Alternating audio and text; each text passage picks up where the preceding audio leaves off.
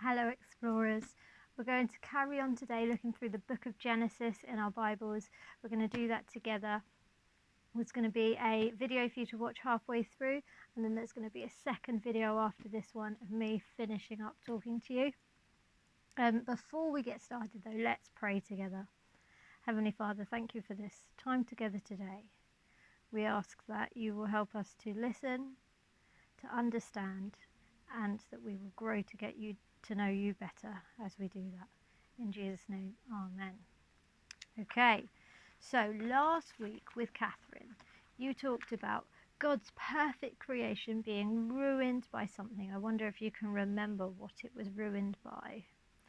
3-letter word, S-I-N, sin. It was ruined by sin, wasn't it? God's perfect world had been ruined by sin. And it was spoiled, wasn't it? It wasn't perfect anymore. And today we're going to hear about a man living in that time, living amongst those people in God's now ruined, spoiled world. But before we start talking about him, I want to ask you a question, because he was someone who was very good at something, and I want to know if we're always that good at something. So, are you good at doing what you're told?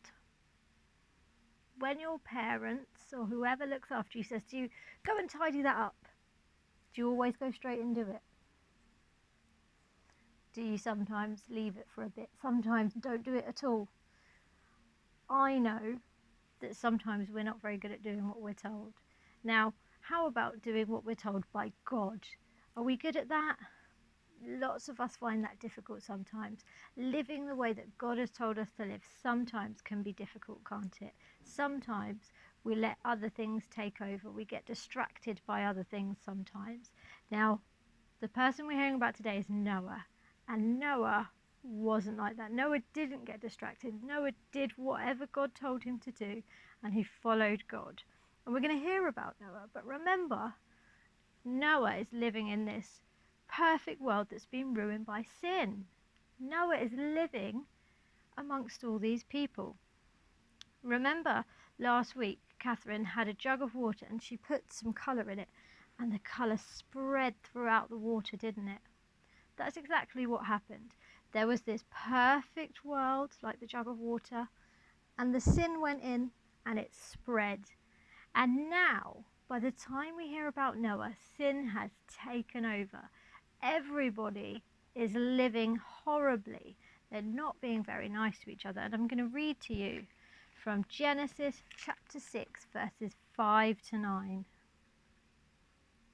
The Lord saw how great man's wickedness on the earth had become, and that every inclination of the thoughts of his heart was only evil all the time. The Lord was grieved that he had made man on the earth, and his heart was filled with pain. So the Lord said, I will wipe mankind whom I have created from the face of the earth, men and animals and creatures that move along the ground, and birds of the air, for I am grieved that I have made them. But Noah found favour in the eyes of the Lord. Noah was a righteous man, blameless among the people of his time, and he walked with God. Okay, so how did Noah stand out at that time? How did Noah stand out? Well, he was walking with God, wasn't he? He was following God and doing what God wanted him to do, even though all the people around him weren't doing that. Okay, so God had decided to do something, hadn't he? What had God decided to do? Wipe clean the earth, get rid of everything. But he realized that Noah was a good follower of him, and Noah trusted him. So he decided to save Noah, didn't he? He found favor with God. God said, you're my person, you're one of my people, I'm going to protect you.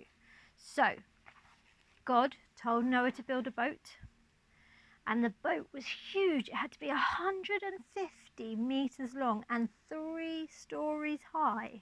A huge boat. It was an ark. Now, he told Noah he was going to wash the earth clean, but he promised Noah something. He promised Noah In verse 18, he says to Noah, "But I will establish my covenant with you, and you will enter the ark, you and your sons and your wife and your sons' wives with you." So he's going to keep Noah's whole family safe. They're going to be safe on the ark. Okay? God promises, "I'm going to keep you safe on the ark." So God says to Noah, "Build this boat, this ginormous boat." And what did Noah do?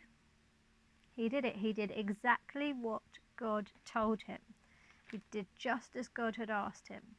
So now there's going to be a video story. If you click the next video that's being sent through, there'll be a story for you to watch of what happens next. And then there'll be another video of me, and we'll be talking about what happens next.